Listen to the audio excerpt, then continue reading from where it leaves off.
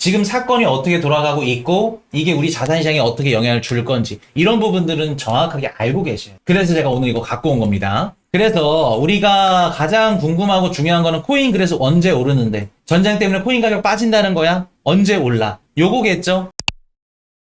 자, 오늘 중동 얘기 좀 재밌게 하나 해드리도록 하겠습니다. 자, 주말에 이스라엘 관련해서 이란이나 또 전면전 시작했다. 야, 코인 시장 망하는 거 아니야? 금요일날 파월연준 의장이 쎄 빠지게 올려놨더니 또 폭락하는 거 아니야? 걱정하신 분, 솔직하게 1번. 솔직하게. 걱정하신 분 1번. 기사를 저 전면전 것도 갖고 왔는데 빠진 것 같아요. 막 전면전이다. 48시간 비상사태 선언했다. 솔직히 조금 겁먹었다 1번. 겁먹었다 잘못된 거 아니에요. 왜냐하면 실제로 이스라엘에서 48시간 동안 국가 비상상태 선포를 했습니다. 이렇게 성명서를 내면서. 자, 여러분들이 걱정을 해도 좋고 아니면 뭐 신경을 안 쓰셔도 좋고 살짝 하셔도 좋고 다 좋아. 근데 지금 사건이 어떻게 돌아가고 있고 이게 우리 자산시장에 어떻게 영향을 줄 건지 이런 부분들은 정확하게 알고 계셔요. 그래서 제가 오늘 이거 갖고 온 겁니다. 가도록 할게요. 요거 얘기 좀 해드리도록 하겠습니다. 자, 헤즈볼라 이스라엘의 보복 공격, 비트코인 가격은 안정적이다. 자, 보겠습니다. 저번 주말 이스라엘이 레바논 시아파 무장정파 헤즈볼라 있죠? 얘네들을 선제 타격을 했어요. 그리고 헤즈볼라도 로켓을 320발 이상을 쐈습니다. 그래서 주말 동안 어떤 기사들이 나왔냐면 이스라엘 이란 전면전 시작했다. 48시간 동안 긴급 소집.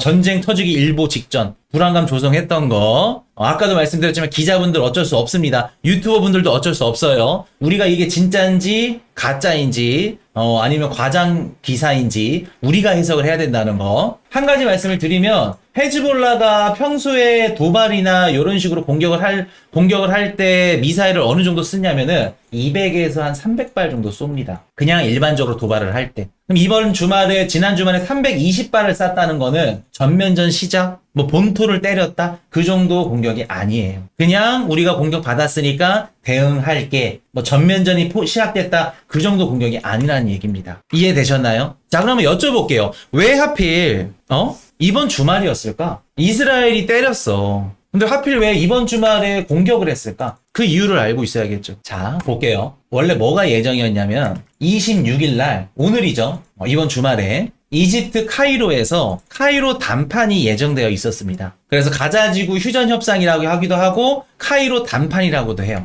26일 날. 근데 좀 의미가 큰 게 뭐였냐면 하마스 하마스 관련해서 이제 대표자들 얘네들도 보냈고 이란도 참석을 하기로 했고 그러니까 미국 이집트 이스라엘 그냥 여기 중동 전쟁에 관련된 모든 국가들은 참여하기로 단판을 하기로 했던 일정이 26일 카이로 단판입니다. 근데 그 카이로 단판이 어떻게 됐죠? 협상이 결렬됐어요. 자, 볼게요. 26일 이 카이로 단판을 두고 전 세계 내놓으라는 국가들, 정치인들, 얘네들의 입장이 다 달라. 그리고 우리가 걔네들의 입장이 어떤지 그런 것들을 판단을 해야 앞으로 주식이라던가 코인 시장이 상승할지 하락할지 조정이 세게 올지 우리가 알 수 있는 겁니다. 자, 지금부터 한번 가볼게요. 26일 카이로 단판이 왜 중요했는지. 자, 볼게요. 26일 카이로 단판에 일단은 이집트에서 열립니다. 이집트 어떨까? 중동 전쟁이 확전되면 좋을까 나쁠까? 이집트 입장에서 좋을까 나쁠까?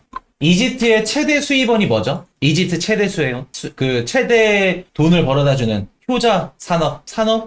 수에즈나죠. 수에즈. 중동 전쟁이 처음에 발발하고 나서 누가 가장 가슴 떨리고 중간에서 중재자 역할을 했냐면 이집트입니다. 안 그래도 지금 경기가 힘들고 식량 부족부터 시작해서 물가 막 튀고 힘든데 얘네들 수에즈 운하로 돈을 벌어야 돼. 근데 중동에서 포 쏘고 막 난리쳐. 수에즈 운하에서 돈을 벌 수 있을까 없을까? 배가 지나가야 되는데 배가 지나갈까 안 지나갈까? 지나갈 수 없죠. 그러면 이집트는 멱살 잡고 화해를 시켜야 됩니다. 이스라엘부터 시작해서. 관광도 있을 거고. 멱살 잡고 외환을 벌어야 되는데 벌 수가 없어. 그래도 이집트랑 이스라엘이랑 또 사이도 괜찮고 중간중간에서 이런 것들이 다 얽혀 있기 때문에 야, 싸우지 마. 이집트 입장에서는 26일 카이로 회담이 어땠다? 기다렸겠다. 자, 근데 이 이집트만큼이나 기다렸던 사람이 있습니다. 누굴까? 2명이야, 2명. 누굴까? 남자 1명, 여자 1명. 바로 바이든, 해리스 부통령이 되겠죠. 현 미국 대통령 바이든과 현 미국 부통령 해리스가 될 수 있게. 자, 볼게요. 지금 미국 11월 5일 대선 전에 중동에서 휴전 협상이 나와. 그럼 그 공적은 누가 가져갈까? 그 공적은. 지금 트럼프가 뭐라 그래요? 야, 무능한 대통령이래. 중동에서 전쟁이 터졌는데 바이든 자고 있고 해리스 부통령은 뭔지 모르고 현재 집권당이 저렇게 일을 하니까 전쟁이 터졌잖니. 중동에서 우리 미국의 역할이 없어졌잖니. 전 세계 경찰 역할을. 근데 휴전이 협상이 되면서 어떻게 되죠? 중동 전쟁이 일단락 되면은 어떻게 해요? 경합 쪽 와가지고 뭐라 그래요? 해리스가? 해리스 내가 대통령 그 후보 나오고 나서 중동 전쟁이 멈췄다. 전 세계 평화를 내가 가져왔다. 해리스 표심이 미친 듯이 올라갈 수 있게. 그리고 현 정부는 바이든 정부이기 때문에 어차피 바이든의 공적은 이퀄 해리스 공적으로 갑니다. 그러면 26일 카이로談판을 기다렸던 인물들은 이집트,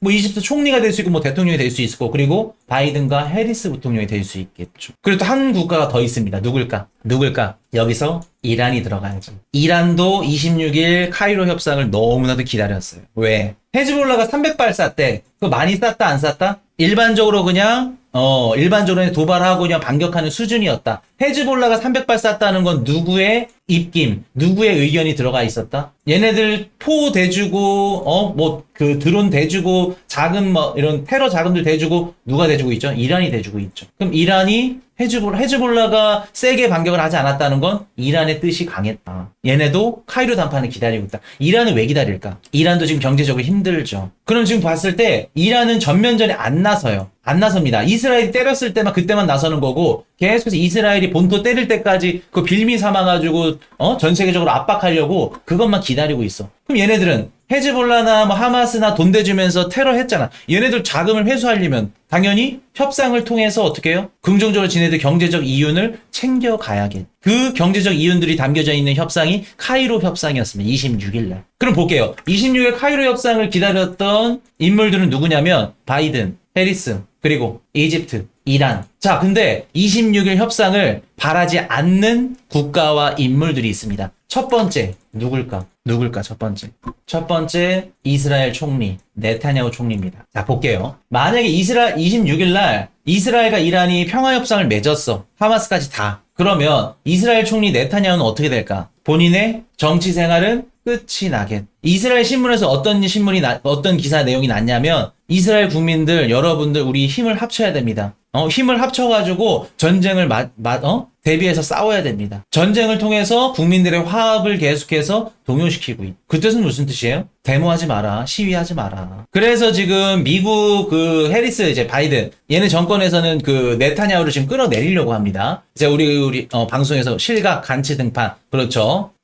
반대당의 무슨 당이었더라? 국민통합당 맞아. 국민통합당. 베니 간츠라고 그분을 이스라엘 새로운 총리로 지금 앉히려고 그래요. 그래서 9월 달에 조기 총선하자. 그 얘기를 하니까 네타냐후는 어떻게 돼요? 눈이 돌지. 야, 간츠가 뭐야? 우리 계속해서 전쟁하면서 내 거 정권 유지할래. 그리고 네타냐후 얘네들이 어떻게 구성이 되어 있냐면은 총 5개의 분당이 당이 쪼개져 있어요. 얘네들은 총 5개로. 우파 정당들이 어떻게 보면 좀 연정 정부이기 때문에 우파 정당 얘는 대표들이 네타냐후한테 야, 만약에 너 이번에 협상 이거 되면은 우리 다 잘린다.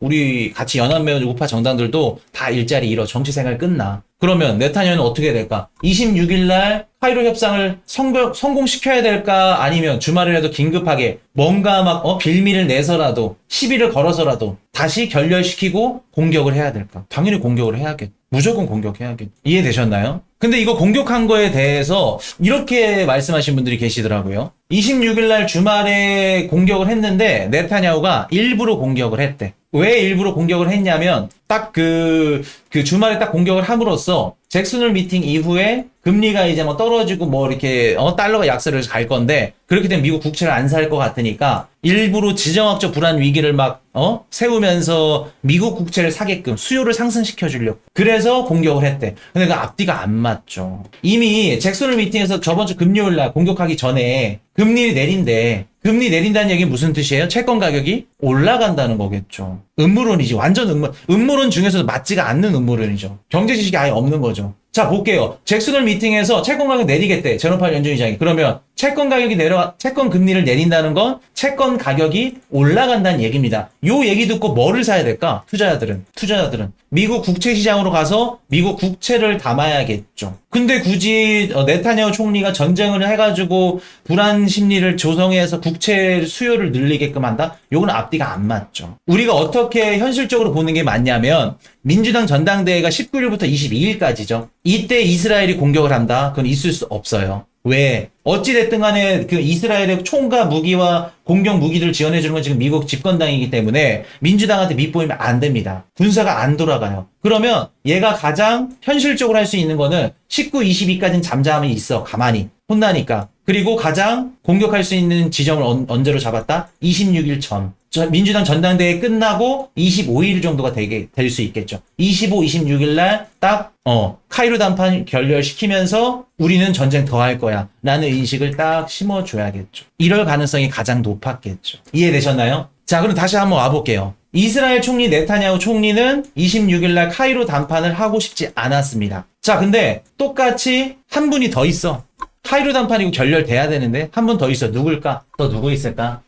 사업가 한 명 있는데, 사업가. 부동산 재벌 트럼프가 있겠죠. 자, 볼게요. 아까도 말씀드렸듯이 중동 전쟁이 휴전이 되면 누구한테 좋다? 바이든, 해리스. 그럼 반대로 트럼프한테는 안 좋겠죠. 지금 안 그래도 해리스가 이런 뭐 민주당 전당대회나 이런데 그 뭐 유권 뭐 행사를 하거나 아니면 뭐 이제 이런 그 연설을 할 때 피켓을 들고 시위를 하는 그분들이 이제 누구냐면은 친팔레스타인들. 야, 이스라엘 너무 밀어줬잖아. 너네 무기 주고 너네 때문에 우리 팔레스타인들이 죽었잖아.